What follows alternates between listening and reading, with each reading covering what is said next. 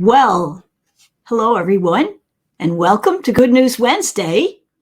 This is your host, Karen Donovan, and we have another exciting episode for you to put a smile on your face and a little bit more fun in your week to get you through the rest of the week. That's why we do it on Wednesdays. So we're starting a new segment that everybody seems to like on the Monday morning wake up blog newsletter. And if you don't get a copy of that, please shoot me an email at Karen@homesbydonovan.com and I'll be happy to send you out a complimentary copy. So it's the question of the week, and it's a way to get your brain going and engaged. So here's the question this week. What never asks a question, but always gets answered? We should have a little music in between here so that you can think about that. What never asks a question, but always gets answered? And the answer is your cell phone. Okay, we got you. Now, tonight, we're going to be talking about your daily routine on strategies for a happy life. So, without further ado, let's get started, shall we?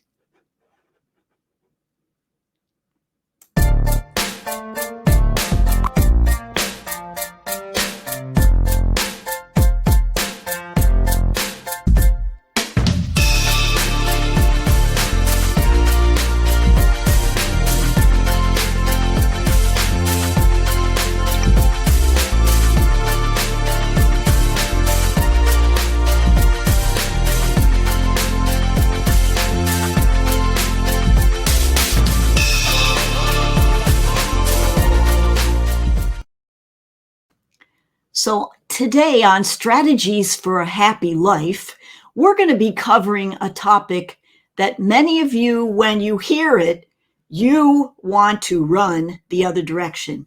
And that is setting up routines, daily routines. Now, a lot of you, and I know that I could count myself in that group, when you hear routines and you hear structure, you want to just go the other way. You don't want to have any part of that. You're a free spirit and you don't want anyone or anything to dictate what you do on a daily basis. But let's face it, folks, get real. In your life, to have a happy life, you have to have some things that you do that you may not be totally excited about when you are getting ready to do them. But then once you've done them, things change, don't they? So let's start out with 5 things that you could do to set up routines, 5 routines for a happy and productive life. Number 1 is your morning routine. And by that, I mean, how you get up and when you get up pretty much sets the tone for your day a lot of times. You get one of those days where you have a terrible time waking up, or you feel groggy when you woke up because of something you did the night before.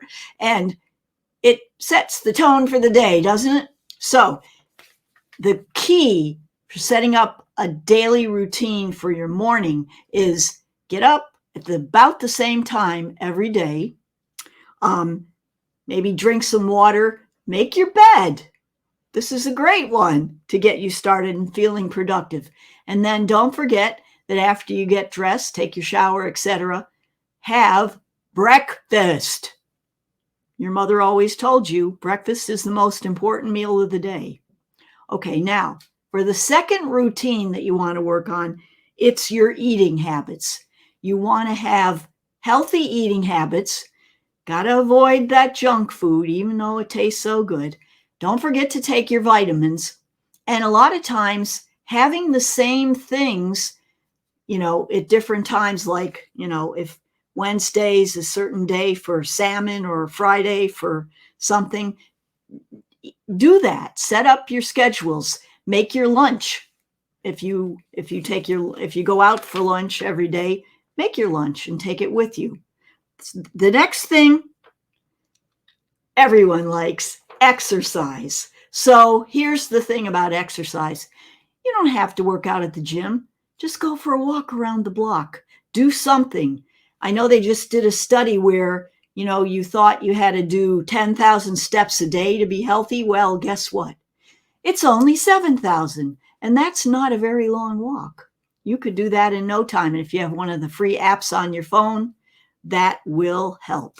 Now, the next thing is your work habits during the day. Don't forget to do things on that routine, like set up a time where you check your email. Don't be checking it the whole entire day, right? Set up a time, preferably not first thing in the morning when it's going to get you upset. Another thing is to do, this was a good one. Do one scary thing every day. Like if you feel like there's one thing at work that you need to get done and you don't really want to do it, just go for it and grab that one thing and do it. That's a cool one.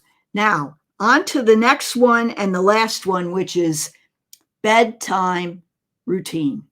Now, one thing, we all like to watch TV in bed, but invariably I find that most people who watch TV in bed get too much of that blue light and they do not sleep well. They leave the TV on all night. They wake up, they go back to sleep, blah, blah, blah. So as hard as it is, a half an hour before you're getting ready to go to bed, turn off your screens. Quit checking your email. Stop watching Netflix. You hear me? And relax. Listen to some calming music. Read a book. Maybe make your to-do list for the next day. And make sure you get enough sleep. And I'm going to talk about that in a second when we get to our helpful apps on Real Estate Corner. So those are the things, the 5 things that you should be building into your routine, your morning routine, your eating routine, your exercise routine, your work habit routine, and your bedtime routine. And remember, you don't have to do these all at once. Just pick one that you feel gives you joy and start with that one and then build from there. Remember, Rome was not built in a day. It's one day at a time. Okay, this has been our strategies for a happy life, and I hope that it's been helpful to you and that you will put one of those routines into practice today. Now on to Real Estate Corner.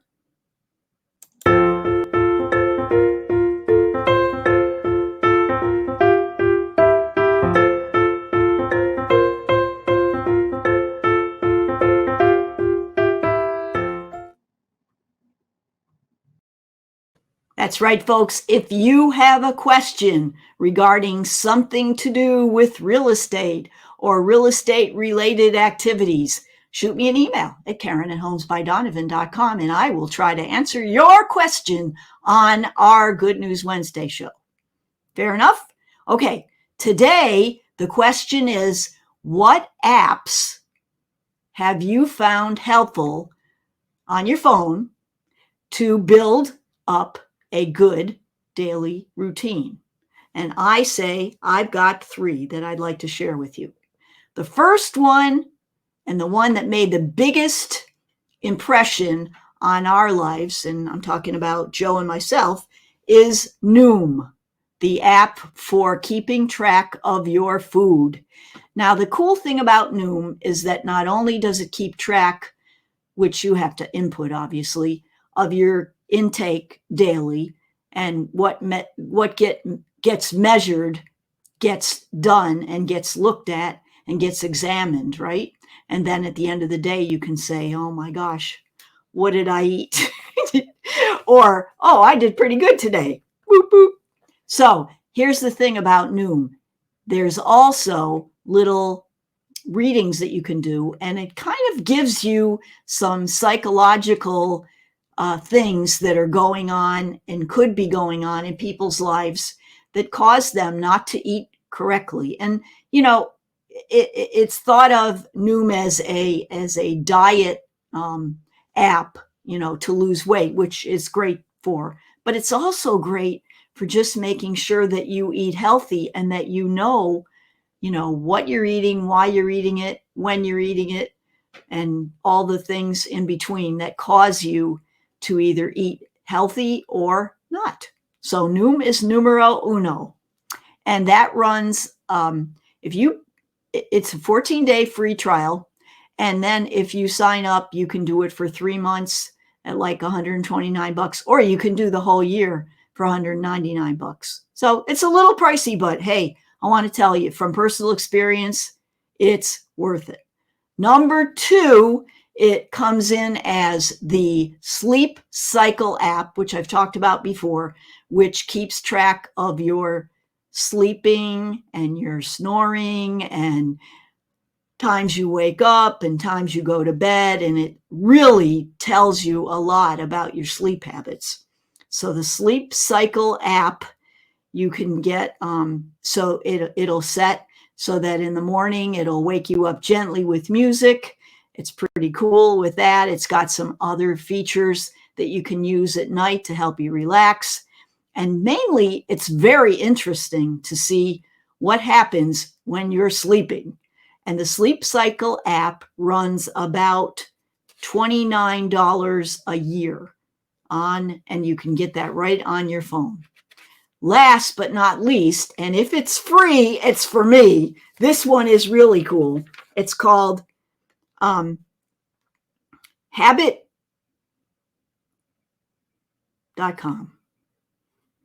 All right. And this program, you can make it like a game, right? And you can set up different habits that you want to accomplish. Like say you wanted to design a program where you would do reading or go do exercise or whatever, and you can put it in there, and then it'll give you little habits, little things to do, little characters, makes it like a game, and it's totally free. If you like further information about any of these 3 programs, just shoot me an email at Karen@homesbydonovan.com, and I'll be glad to send you the links.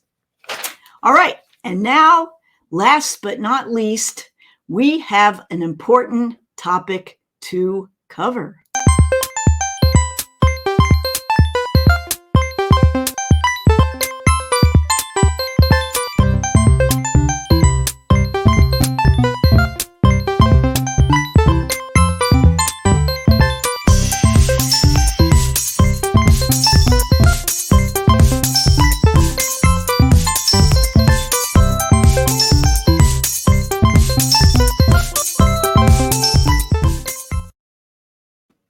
And you've all heard me talk about the Monday morning wake up blog newsletter.